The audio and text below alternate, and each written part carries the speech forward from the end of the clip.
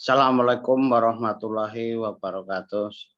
Selamat pagi pemirsa sekalian, para pekebun kelapa sawit. Kali ini kita akan membahas mengenai pupuk kelapa sawit.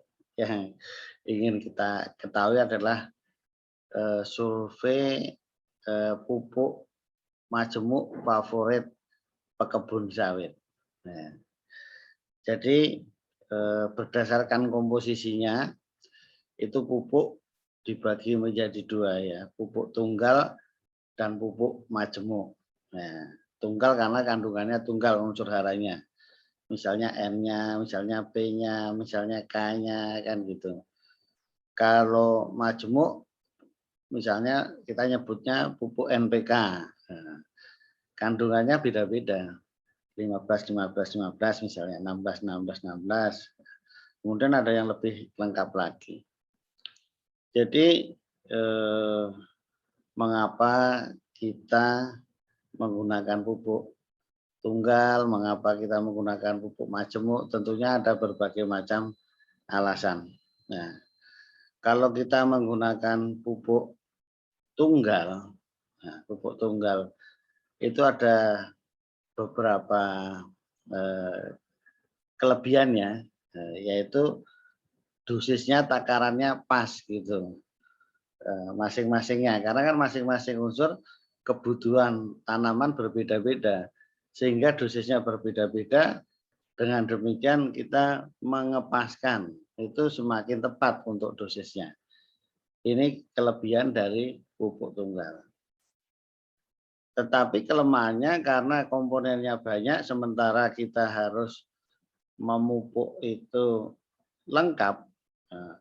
N, P, K, M, G, boronnya harus lengkap dan pupuk mikronya, makanya memerlukan waktu yang lebih lama. Dan kalau bisa urutannya juga pas sehingga sesuai dengan fungsinya. Oleh karena itu dalam aplikasi pupuk tunggal ini biayanya lebih mahal kan gitu. Ya kita harus organik dulu, dolomit dulu, kemudian RP-nya dulu atau P-nya dulu, baru urea, baru KCL, baru pupuk mikro. Nah, itu tadi kelebihan dan kelemahannya. Kemudian yang kedua, dengan adanya pupuk majemuk ini mempunyai kelebihan ya gitu. Kelebihannya aplikasinya ya jadi lebih sedikit, sekali dua kali saja karena sudah sekaligus aplikasinya, lebih memudahkan. Tetapi kelemahannya itu jadi dosisnya ngitungnya juga semakin rumit, sulit gitu, sehingga dosisnya tidak tepat. Nah, kita untuk menghitung yang pupuk NPK-nya ini ya menganut prinsip yang mana. Kalau untuk kebutuhan yang supaya lebih tepat, mengacunya ketepatan ya, yaitu mengacu pada kebutuhan minimalnya. Semua terpenuhi minimalnya, kalau kurang dipenuhi dari tunggalnya misalnya. Tetapi kalau menganut paham ini, sehingga tidak praktis lagi, sudah majemuk kurang ini lagi, kurang ini lagi. Nah, tetapi kalau kita menganut paham kebutuhan yang paling tinggi dipenuhi, ini tidak pas juga, boros juga gitu, tidak sesuai dosis ya sebetulnya kan gitu. Tetapi dalam aplikasinya tetap praktis, kan gitu.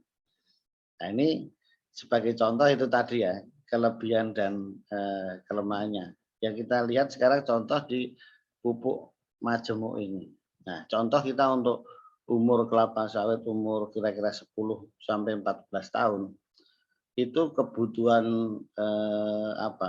dosisnya untuk pupuk tunggal. Pupuk tunggal ini contohnya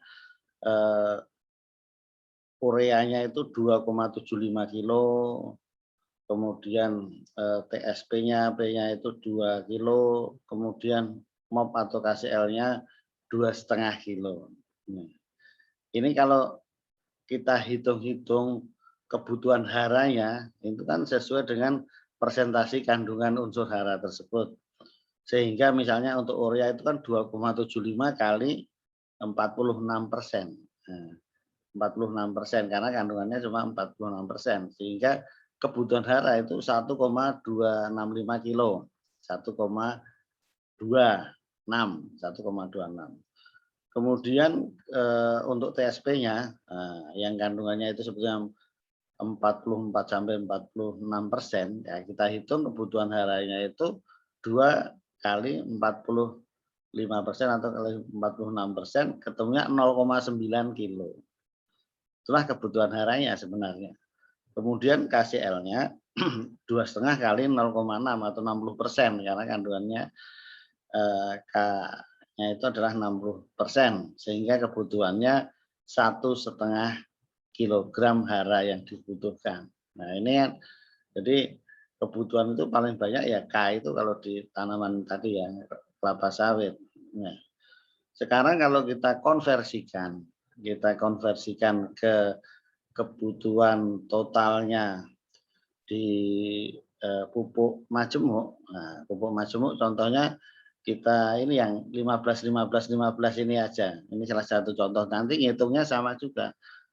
Oleh karena itu kebutuhan tadi yang 15 ini, kalau kita kebutuhan N-nya itu adalah 8,43 kilo.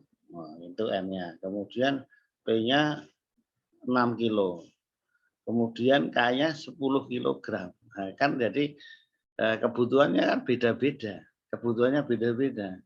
Tetapi ya kita mau mengacu pada yang mana gitu, pada kebutuhan P atau K gitu, yang paling banyak atau yang paling rendah.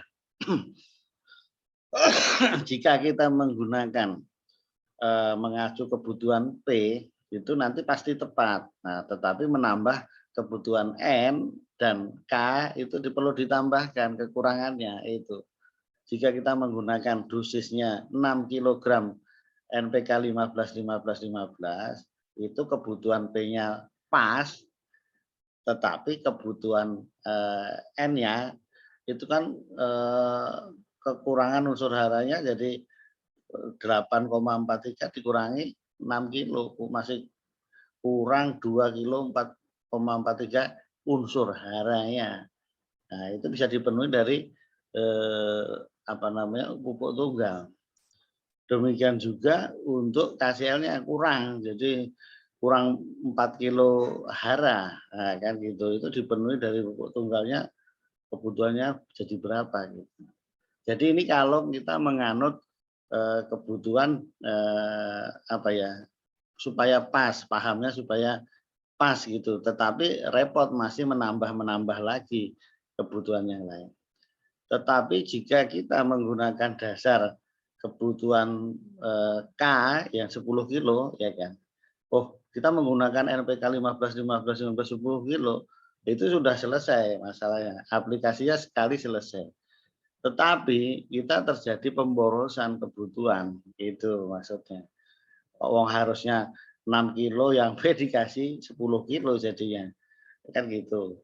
Yang kebutuhannya untuk urea N-nya itu 8,43 kilo dikasih 10. Nah, jadi boros gitu, enggak tepat. Itulah kesulitan pupuk majemuk apa itu. Oleh karena itu tergantung menggunakan mazhab kemana tadi. Pas tapi agak repot, atau enggak repot tapi boros, kan kira-kira dua gitu. Nah, itulah sebagai gambaran kalau kita menggunakan pupuk majemuk. Nah, kemudian inilah hasil survei ini, mohon Bapak Ibu petani menyampaikan. Di sini kami tidak menyampaikan merek ya, tidak menyampaikan merek. Tetapi kalau Bapak Ibu nanti menjawab, Pak saya menggunakan pupuk A, B, C, D, silahkan. Ya. Jadi yang favorit yang mana? Apakah yang 15 atau yang 16 ataupun yang 13, 6, 2, 7, 4, 0,65 itu kandungannya. Ya, jadi silakan yang pernah Bapak Ibu gunakan yang mana, apakah menghitung dosisnya pas berdasarkan kebutuhan minimal atau kebutuhan maksimum, eh, menganut prinsip yang mana tadi? Pas tapi rumit atau tidak rumit tapi boros, kira-kira gitu. Jadi ini pemirsa mohon bisa dituliskan mana pupuk majemuk yang Bapak Ibu pakai selama ini yang mana, yang boleh nyebutkan mereknya ya, ditulis di kolom komentar. Terima kasih Bapak Ibu sekalian, mudah-mudahan ini bisa memberikan survei ini pupuk mana yang menjadi favorit petani kelapa sawit. Terima kasih. Assalamualaikum warahmatullahi wabarakatuh.